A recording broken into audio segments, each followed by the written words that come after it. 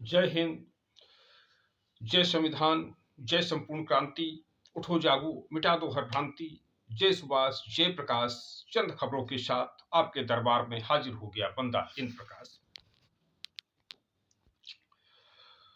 आज 30 जनवरी 2023 गांधी जी की पुण्यतिथि, शहीदी दिवस। जनता दल आई की राष्ट्रीय अध्यक्ष माननीय श्रीमती चौधरी किरण सिन्हा ने गांधी जी को नमन करते हुए भावभीनी श्रद्धांजलि अर्पित की। माननीय श्रीमती चौधरी किरण सिन्हा ने कहा कि गांधी जी की जीवन शैली, सादगीपूर्ण शैली से हमें सीख लेना चाहिए और जीवन हमें सादगीपूर्ण, सदाचारी बनाना चाहिए। ऐसा माननीय किरण सिन्हा जी ने अपने संदेश में कहा। और आज भारत जोड़ो यात्रा भी हो रही है, का समापन है। भारत जोड़ो यात्रा का समापन हो रहा है और गांधी जी की समाधि स्थल पर दिल्ली पर। तो वहां पर राष्ट्रीय जनता दल और जनता दल यूनाइटेड भाग नहीं लेंगे, जबकि जनता दल आई इंद्र कुमार गुजराल के साथी वहां पर पहुंचेंगे और गांधी जी को नमन करेंगे, उनकी समाधि पर पुष्पांजलि भी अर्पित करेंगे। एक बार एक और यात्रा निकाली गई थी, वो माननीय किरण सिन्हा, यशवंत सिन्हा, शत्रुघ्न सिन्हा के तत्वाधान में निकली हुई थी और वह यात्रा का भी समापन 30 जनवरी को गांधी समाधि स्थल पर ही दिल्ली में हुआ था। कि बिहार से एक ये भी खबर है कि केसीआर ने एक जो रैली बुला रही है, अपने केसीआर जी अपने तेलंगाना में एक बार रैली करने जा रहे हैं। तो उस रैली में नीतीश कुमार जी, बिहार के मुख्यमंत्री जी, नहीं जाएंगे। वहां पर ललन सिंह, जदयू के राष्ट्रीय अध्यक्ष, और उप मुख्यमंत्री तेजस्वी यादव जा सकते हैं, ऐसा सूत्रों का कहना है। और 4 फरवरी को पटना में माननीय शरद यादव जी अब हम लोगों के बीच में नहीं रहे। वो शरद यादव जी 6 बार सांसद रहे, लोकसभा के सदस्य रहे, राज्यसभा के सदस्य रहे, कई बार कैबिनेट मंत्री रहे, भारत रत्न लोकनायक जयप्रकाश के आंदोलन से निकले हुए थे, 74 में उपचुनाव में सांसद बन गए और फिर भारत रत्न लोकनायक जयप्रकाश नारायण के कहने से सांसद से त्यागपत्र भी दे दिया। बड़े बड़े नेताओं ने नहीं दिया त्यागपत्र। अटल बिहारी वाजपेयी ने भी अपनी मजबूरी बता दिया कि पार्टी का दिशा निर्देश है, गाइडलाइन है, लेकिन शरद यादव जी ने भारत रत्न लोकनायक जयप्रकाश नारायण के एक आह्वान पर उन्होंने सदन से त्यागपत्र दे दिया और संपूर्ण क्रांति के वो अग्रिम पंक्ति के सिपाही रहे। लोकनायक जयप्रकाश नारायण के सपने को साकार करने के लिए आखिर तक काम करते रहे। आज जो माहौल चल रहा है, उस माहौल में शरद यादव जी कहते थे कि नहीं, धार्मिक कार्यकलापों पर, धार्मिक जो विषय है उस पर धर्म के लोग बात करेंगे, उसको राजनीति के लोगों का क्या काम है। तो आडंबर और पाखंड तोड़ने के लिए आगे रहते थे, लेकिन कोई ऐसा निर्णय जिससे कि समाज में व्यवधान हो, समाज में विकृति पैदा हो, वो इसके पक्षधर नहीं थे। उन्होंने कहा, जब गठबंधन हुआ था राजग का, राष्ट्रीय जनतांत्रिक गठबंधन में जनता दल शामिल हुआ, शरद यादव जी शामिल हुए, तो शरद यादव जी ने शर्त रख दिया कि भाई आपके जो कुछ जिनमें हम लोग सहज नहीं हैं, कुछ देश के लोग सहज नहीं हैं, कुछ पार्टियां नहीं सहज है, मसलन धारा 370, राम मंदिर और समान नागरिक संहिता, ये हमारे एजेंडे से बाहर होंगे। ये शरद यादव जी का व्यक्तित्व कृतित्व था। तो 4 तारीख को शरद यादव जी की अस्थियां आएंगी पटना और 5 तारीख को मधेपुरा पहुंचेंगी शरद यादव जी की अस्थियां। जनता दल इंद्र कुमार गुजराल के नेता, कार्यकर्ता, साथीगण सब अस्थियों का स्वागत करेंगे, नमन करेंगे, पुष्पांजलि अर्पित करेंगे। तो ये कुछ चंद खबरें रही। कुछ अखबारों की खबर देखते हैं। तो अखबारों में एक समाजवादी पार्टी ने अपनी राष्ट्रीय कार्यकारिणी की घोषणा कर दिया है। तो उस पर भूपेंद्र सिंह चौधरी, ये भारतीय जनता पार्टी उत्तर प्रदेश के प्रदेश अध्यक्ष हैं, इन्होंने अपनी प्रतिक्रिया व्यक्त किया है कि चूंकि स्वामी प्रसाद मौर्य को भी उसमें राष्ट्रीय महासचिव बनाया गया है, तो भूपेंद्र चौधरी जी ने कहा कि ये तो जो ताकतें हैं, सनातन संस्कृति की अपमानकर्ता ताकतें हैं, जो सनातन संस्कृति की उपेक्षा कर रही हैं, उन ताकतों को अखिलेश यादव मान सम्मान दे रहे हैं, ऐसा उन्होंने कहा है ये भूपेंद्र सिंह चौधरी ने। लेकिन अब सवाल है कि भारतीय जनता पार्टी तो उन ताकतों को भी सम्मान नहीं दे रही जिन्होंने अपना जीवन सनातन संस्कृति के लिए स्वाहा कर दिया है। जो 30 अक्टूबर 1990 को अयोध्या में घायल कार सेवक रहे हैं, जो आईटीसी ओटीसी ट्रेड स्वयं सेवक रहे हैं, जो राष्ट्रीय स्वयंसेवक संघ के विस्तारक रहे हैं, प्रचारक रहे हैं, उनको भी भारतीय जनता पार्टी के द्वारा कोई सम्मान नहीं दिया जा रहा है। तो कुछ लोग सोच रहे हैं कि भाई जब सम्मान नहीं मिल रहा है, चलो गाहे बाहे अपमान करके ही राजनीतिक जीवन सफल कर लेते हैं, अपनी अपनी चल रही है। लेकिन जहां तक जनता दल इंद कुमार गुजराल का सवाल है, तो वहां पर जनता दल इंद कुमार गुजराल ने अपना एजेंडा क्लियर कर दिया है कि जो एजेंडा शरद यादव जी का था वही एजेंडा हमारा है, जो लोकनायक जयप्रकाश नारायण जी का एजेंडा था हमारा है। हम किसी भी विवाद में के पचड़े में नहीं पड़ेंगे।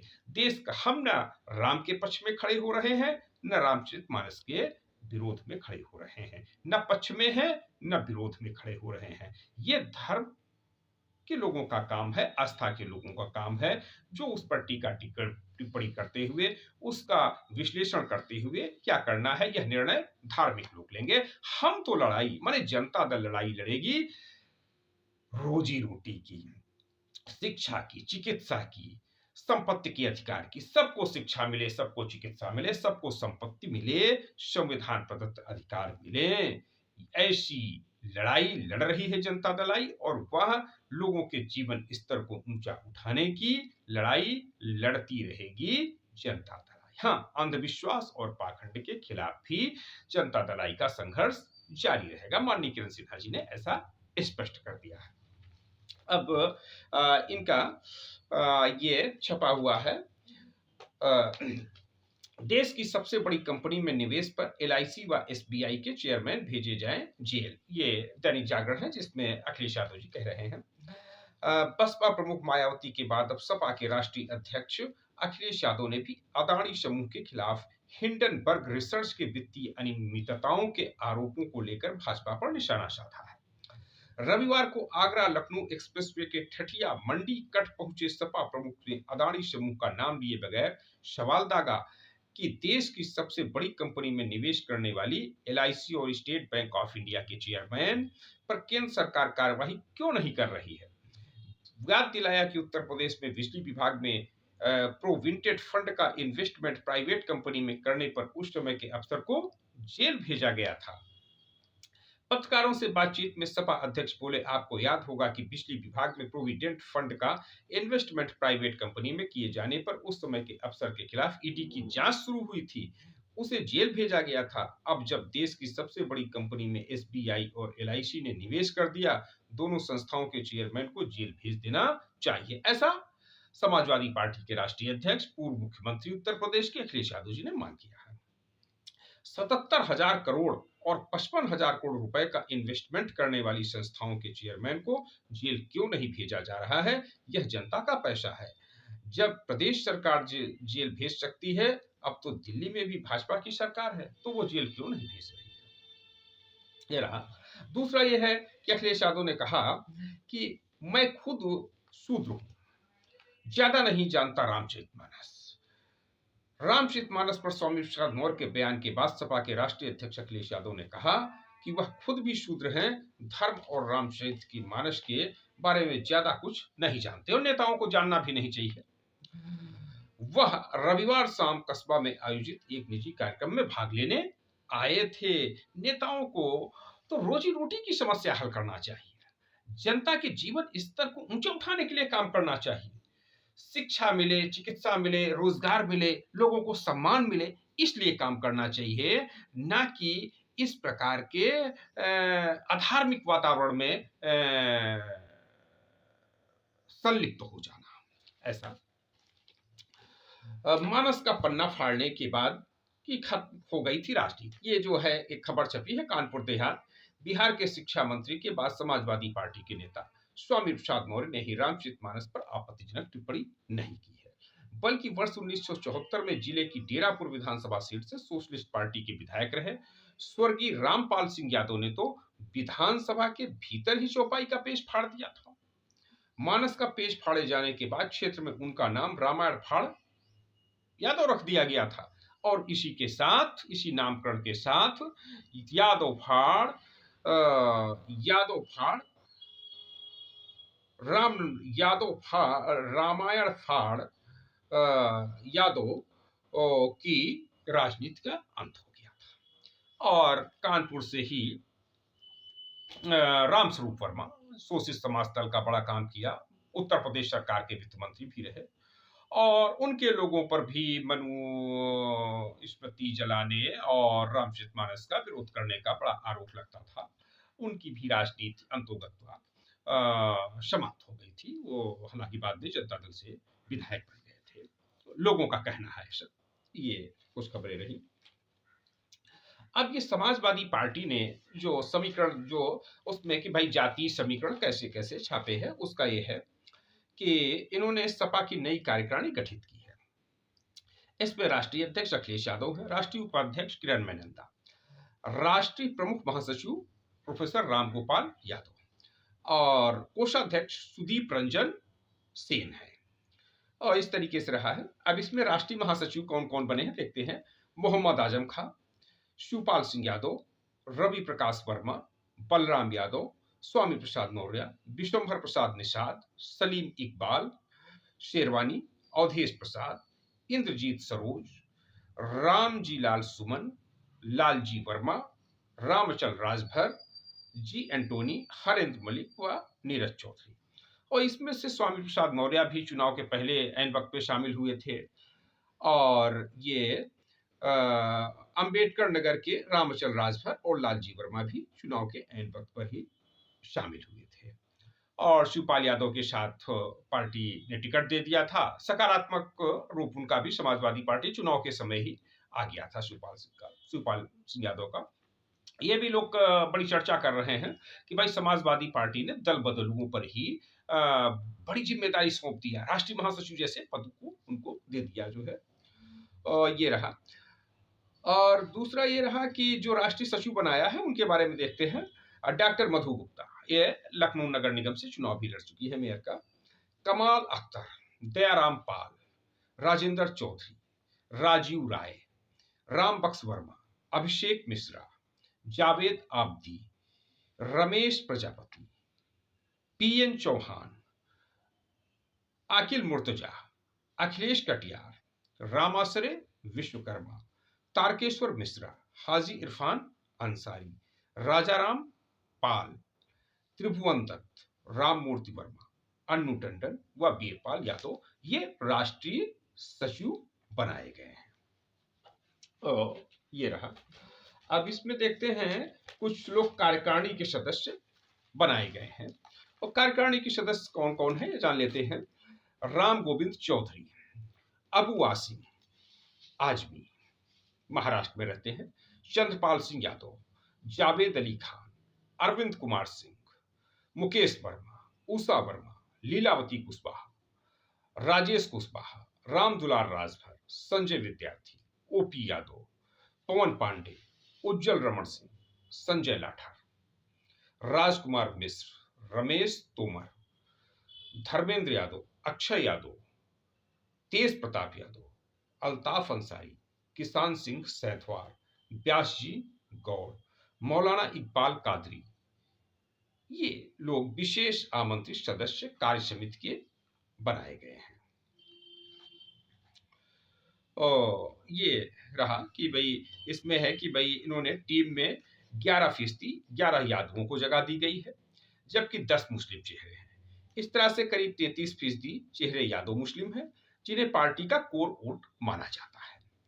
2022 के विधानसभा चुनाव में वोट बैंक में जो विस्तार हुआ था उस पूंजी को सहेजने की कोशिश भी चेहरों के चुनाव में दिख रही है। कुर्मी वोटरों से मिले समर्थन को देखते हुए कुर्मी बिरादरी के 3 नेता पदाधिकारी बनाए गए हैं। संगठन में 10 सवर्णों को जगह मिली है, जिसमें 4 ब्राह्मण और 2 ठाकुर हैं। संगठन में एकमात्र ईसाई जे एंटोनी का प्रमोशन दे महासचिव बनाया गया है। 6 दलित और 1 आदिवासी चेहरों को भी टीम का हिस्सा बनाया गया है। राष्ट्रीय टीम में 40% से अधिक चेहरे गैर यादव ओबीसी हैं, जिसमें अति पिछड़ों जातियों की भागीदारी बढ़ाने पर ध्यान दिया गया है। राजभर, मौर्य, कुशवाहा, पाल, निषाद से बिरादरी से चेहरों को जगह देकर जाति गोलबंदी मजबूत करने की दिशा में पार्टी ने कदम बढ़ाया है। और रालोद से गठबंधन के बीच वेस्ट यूपी के में अच्छी जमीनी पैठ बनाने के लिए 5 जाट चेहरों को भी अखिलेश यादव ने राष्ट्रीय टीम में जगह दिया है। कायस्थ समाज ने जताई आपत्ति। कायस्थ समाज का कहना है कि लोकसभा 2019 में हम सब मेहनत करके मैडम सिन्हा को लोकसभा का चुनाव 19 से लड़ाए। बनारस से हमने ने कायस्थ समाज के लोगों का कहना है कि बनारस से हमने आशुतोष सिन्हा को अपना स्नातक क्षेत्र से समाजवादी पार्टी ने प्रत्याशी बनाया। हमने वोट दिया और वोट देकर आशुतोष सिन्हा को वाराणसी स्नातक क्षेत्र से हमने एमएलसी बनाया। और भी तमाम जगहों पर हम समाजवादी पार्टी के साथ खड़े रहे। लोकनायक जयप्रकाश नारायण के विचारों पर आधारित पार्टी समाजवादी पार्टी होने के नाते, लेकिन समाजवादी पार्टी ने एक भी कायस्थ को राष्ट्रीय टीम में जगह नहीं दिया। इससे कायस्थ समाज आहत हुआ है। भविष्य में जो एक गठजोड़ माना जा रहा था कि भारतीय जनता पार्टी से नाराज होकर कायस्थ समाज समाजवादी पार्टी की तरफ भी माननीय श्रीमती चौधरी किरण सिन्हा के द्वारा जा सकता है। उनके माध्यम से बातचीत, कुछ तालमेल हो सकता है, गठबंधन हो सकता है। तो उस गठबंधन में भी दरार आ रही है कायस्थ समाज को समाजवादी पार्टी द्वारा भागीदारी न दी जाने पर। जबकि कुछ समाजवादी पार्टी के साथियों का यह भी कहना है कि कायस्थ समाज के लोगों को इसलिए नहीं शामिल किया गया है क्योंकि ये बात तो सही है कि कायस्थ समाज भारतीय जनता पार्टी से निकल चुका है। अब भारतीय जनता पार्टी के चंगुल में फंसने वाला कायस्थ समाज नहीं है। लेकिन कायस्थ समाज बड़े पैमाने पर जनता दलाई से जुड़ रहा है।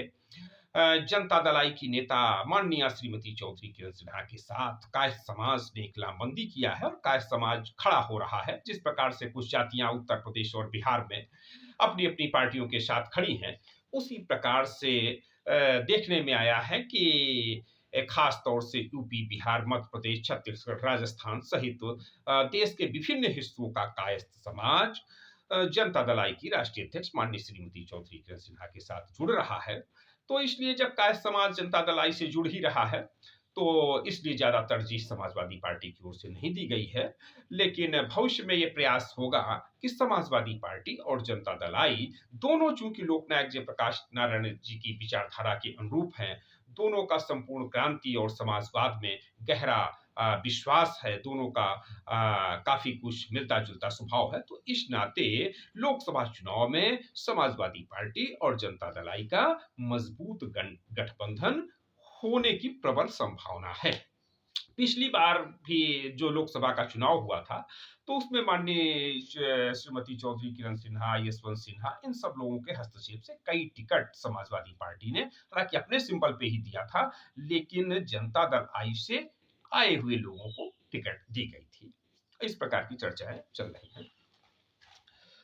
एक गांधी जी के बारे में खबर बताना चाह रहा था कि गांधी जी का लखनऊ से गांधी जी का जो है बड़ा लगाव रहा है और गांधी जी कब कब आए हुए हैं। तो उसमें एक चुटकी भंडार का भी जिक्र है। तो चुटकी भंडार में भी गांधी जी का आना हुआ था और उन्होंने, उनके प्रयासों से चुटकी भंडार विद्यालय बना हुआ था। एक एक चुटकी आटा मांगकर स्कूल भी खोला जा सकता है, इसकी कल्पना शायद ही की जा सकती है। लेकिन राष्ट्रपिता महात्मा गांधी ने इस कल्पना को आकार दे दिया। आज वहां तमाम बालिकाओं के सपने साकार हो रहे हैं। गांधी जी की पुण्यतिथि पर जब हम उनको स्मरण करते हैं, तो चुटकी भंडार गर्ल्स इंटर कॉलेज के लिए किया गया उनका प्रयास आज भी अचरज सा लगता है। 30 जनवरी 1948 में उनकी हत्या कर दी गई थी। एक बार फिर सोमवार को उनकी पुण्यतिथि पर उन्हें याद किया गया। शहीद स्मृत समारोह समिति की महामंत्री उदय खत्री ने बताया कि सन 1921 में स्वतंत्रता आंदोलन के दौरान गांधी लखनऊ आए थे। स्वतंत्रता सेनानी विश्वनाथ वाजपेयी ने गांधी जी से बालिकाओं के लिए राष्ट्रीय पाठशाला खोलने की मांग की थी। गांधी जी की अपील पर महिलाएं स्कूल बनाने के लिए सहभागिता में जुट गईं। एक एक चुटकी आटा एकत्र कर उसे बेचकर उस समय 64 रुपए 4 आने मिले थे। इस पैसे से 8 अगस्त 1921 को चुटकी भंडार बालिका स्कूल की नींव पड़ी। पहले बैच में यहाँ 19 लड़कियों ने दाखिला लिया। यह स्कूल 1924 में बंद हो गया है। जब महात्मा गांधी 1925 में दोबारा आए तो उनको स्कूल बंद होने की जानकारी मिली। महात्मा गांधी को एक चांदी की थाली भेंट की गई थी जिसे उन्होंने नीलाम कर दिया और इससे प्राप्त 101 रुपए से दोबारा स्कूल शुरू कर दिया गया। 1931 में चुटकी भंडार गर्ल्स इंटर कॉलेज में सरोजिनी नायडू, आचार्य नरेंद्र देव व 1936 में जवाहरलाल नेहरू और मदन मोहन मालवीय भी आए थे। वर्ष 1932 में पंडित विश्वनाथ वाजपेयी के प्रयासों से यह primary school junior high school बन गया। इसे इंटर तक की मान्यता मिल चुकी है। यहाँ 1000 से अधिक विद्यार्थी पढ़ाई करते हैं। लखनऊ में मौजूद है महात्मा गांधी के निशान, जो उनकी एक विरासत जुड़ी हुई है, विरासत है, मौजूद है। चुटकी भंडार गर्ल्स इंटर कॉलेज के अलावा शहर ए लखनऊ में महात्मा गांधी के निशान उनकी याद दिलाते हैं। वर्ष 1916 से 1939 के बीच लखनऊ में आपने कई प्रवास के दौरान महात्मा गांधी ने न सिर्फ अंग्रेजी हुकूमत के खिलाफ रणनीति बनाई, बल्कि शिक्षा, स्वास्थ्य और पर्यावरण संरक्षण का महत्व भी शहरवासियों को बताया। गोखले मार्ग पर कांग्रेस नेता शीला कौल के आवास पर 1936 में उन्होंने जो बरगद का पौधा लगाया था, वह अब विशालकाय वृक्ष के रूप में खड़ा है। 1920 में उन्होंने चिनहट में एक पूर्व माध्यमिक विद्यालय की आधारशिला रखी थी। 28 सितंबर 1929 को गांधी जी ने चिनहट में स्कूल के पास ही प्राथमिक स्वास्थ्य केंद्र की स्थापना किया था। 31 मार्च 1931 को मुस्लिम लीग के सम्मेलन में हिस्सा लेने के लिए महात्मा गांधी लखनऊ आए थे। याद रखिए, मुस्लिम लीग के सम्मेलन में भाग लेने के लिए। वह 11 मार्च 1919, 15 अक्टूबर 1920, 26 फरवरी 1921, 8 अगस्त 1921, 17 अक्टूबर 1925 और 27 अक्टूबर 1929 को भी शहर में आए थे। चार बाग में भी उनके आने का शिलापट लगा है। और फिरंगी महली, एक लखनऊ में एक स्थान है, पैलेस है, वो फिरंगी महली के नाम से मशहूर है। तो उस फिरंगी महली भवन में भी ये नादरगंज, ये नखास एरिया कहा जाता है, नखास का चौक एरिया है, उस तरफ फिरंगी महल है। उस फिरंगी महल में भी महात्मा गांधी का आना हुआ था। तो ये कुछ आज की प्रमुख खबरें रही। और ये आज के कुछ, आज तो लखनऊ में कई कार्यक्रम रहेंगे। मसलन ये संयुक्त मोर्चा शराबबंदी का कार्यक्रम रहेगा जीपीओ पार्क पर 11 बजे से, और 2 दिवसीय राष्ट्रीय संगोष्ठी भी रहेगी यूपी हिंदी सभागार में 11 बजे से। मंचाकृति संस्कृति की ओर से संगम बहुगुणा की प्रेस वार्ता यूपी प्रेस क्लब दोपहर 3 बजे रहेगी। और world and nature festival 2023 pre event hotel Clarks Awadh सुबह 10 बजे रहेगा। भाईचारा कमेटी की ओर से आज के दौर में गांधी संवाद अंतरराष्ट्रीय बौद्ध शोध संस्थान गोमती नगर दोपहर 3 बजे रहेगा। 30वें गांधी पुस्तक मेले का शुभारंभ 4 बाग स्टेशन परिसर दोपहर 12 बजे रहेगा। नशा मुक्ति समाज आंदोलन अभियान की कैलेंडर की लॉन्चिंग गांधी भवन सभागार दोपहर 3 बजे रहेगा। पद्यजा कला संस्कृत की ओर से परंपरा सांस्कृतिक कार्यक्रम संगीत नाटक अकादमी शाम 5 बजे रहेगा। जनता दल आई इंद कुमार गुजराल की ओर से गांधी जी को श्रद्धांजलि सभा 11 बजे। श्रीमती चौधरी किरण सिन्हा यूथ ब्रिगेड की ओर से भी कार्यक्रम रहेगा 1 बजे चित्रगुप्त रिजॉर्ट पर। ये कुछ कार्यक्रम रहेंगे गांधी जी पर। और कुछ खबर है कि फ्लाइट से टकराया पक्षी, बाल बाल बचे 180 यात्री। फ्लाइट से कई बार टकराने की स्थिति आ रही है। अपार्टमेंट से सटे मकान में दरारें आई, खाली करवाया गया। इस प्रकार से खबरें हैं। अब ये शिवपाल समर्थकों को मायूसी, नए सिपाहियों का कद बढ़ा, ऐसा ये है एनबीटी, नव भारत टाइम्स का समाचार पत्र ऐसा छाप रहा है। ये है। और ये एक इन्होंने शेर बहुत अच्छी छापी हुई है। यहाँ किसे हंसने की फुर्सत रखी है, एक से निपटो दूसरी आफत रखी है, सोचूं तो बाजार भी छोटा लगता है, घर के अंदर इतनी जरूरत रखी है। तो जरूरत की स्थिति को लेकर के तमाम स्थितियां चल रही हैं। अब एक बार फिर देश का जो एक हवा पानी बन रहा है, जैसे 4-5 तारीख को रहेगा कार्यक्रम पटना में, शरद यादव जी की अस्थियां आ रही हैं। और उसके बाद फिर शरद यादव जी की विचारधारा के जितने लोग हैं, वह सब लोग एकजुट हो रहे हैं 1, 2, 3 अप्रैल को चित्रकूट रिजॉर्ट्स बनीपुल, ये लखनऊ में। और उसमें विभिन्न प्रकार के सामाजिक संगठन, राजनीतिक संगठन, अति पिछड़ा आरक्षण संघर्ष समिति, संपूर्ण क्रांति जागरण मंच, जनता दल आई हिंद कुमार गुजराल के, और इसके अलावा भी विभिन्न राजनीतिक दल, विभिन्न सामाजिक संगठन, ये सब जुट करके एक विचार विमर्श, 3 दिन का विचार विमर्श करेंगे। और देश के लिए क्या कर सकते हैं, कैसे बेहतर देश के लिए एक आध उदाहरण प्रस्तुत कर सकते हैं, और जो देश में समस्याएं हैं उन समस्याओं के लिए कैसे पहना संघर्ष कर सकते हैं। इसके लिए एक वामपंथियों की भी बैठक बुलाई जा रही है उत्तर प्रदेश। वो 1, 2, 3 में तो वामपंथी भी आमंत्रित रहेंगे, लेकिन उसके पहले ही एक बैठक करने की योजना है जनता दल आई हिंद कुमार गुजराल के द्वारा, कि जितने भी वामपंथी उत्तर प्रदेश के खास तौर से बिखरे हुए हैं, तो जोड़ने का तो देश भर में चल रहा है, तो उसमें राज्यवार, तो उसमें तो उत्तर प्रदेश के जो बिखरे हुए वामपंथी संगठन है, वामपंथी साथी हैं, उनको एकजुट करना। और बिहार में तो इंद्र कुमार गुजराल की जयंती के अवसर पर जो कार्यक्रम था 4 दिसंबर 2022 को, तो उस पर तो वहां का जो सीपीआईएमएल, तो सीपीआईएमएल ने कार्यक्रम किया हुआ था। और बिहार के लोगों जो बिखरे हुए कम्युनिस्ट साथी हैं, उनको भी जोड़ने का प्रयास जनता दल हिंद कुमार गुजराल की ओर से किया जा रहा है।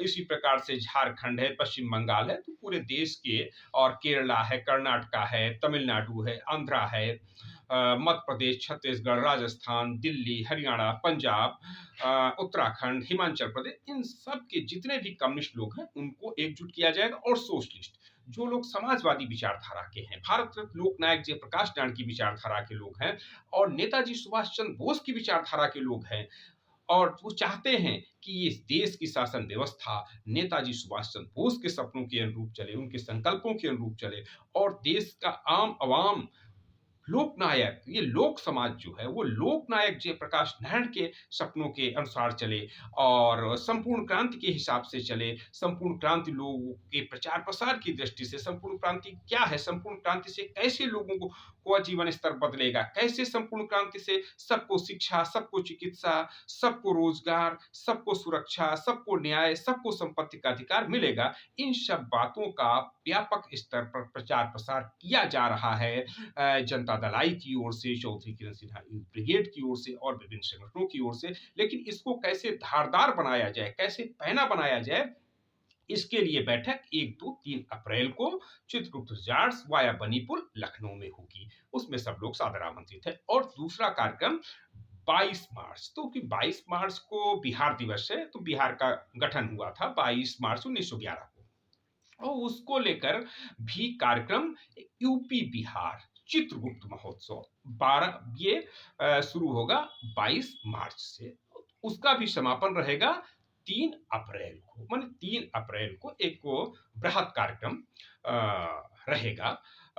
ये सब माननीय चौधरी किरण सिन्हा यूथ ब्रिगेड की ओर से, इस पर आप सब सादर आमंत्रित हैं। और हमारे जनता चैनल को जनता खबर चैनल को आप सब लोग लाइक कीजिए, शेयर कीजिए, कमेंट कीजिए और अपने सुझावों से, विचारों से जनता खबर को अवगत कराइए। इसी के साथ जय हिंद, जय संपूर्ण क्रांति, जय संविधान, धन्यवाद।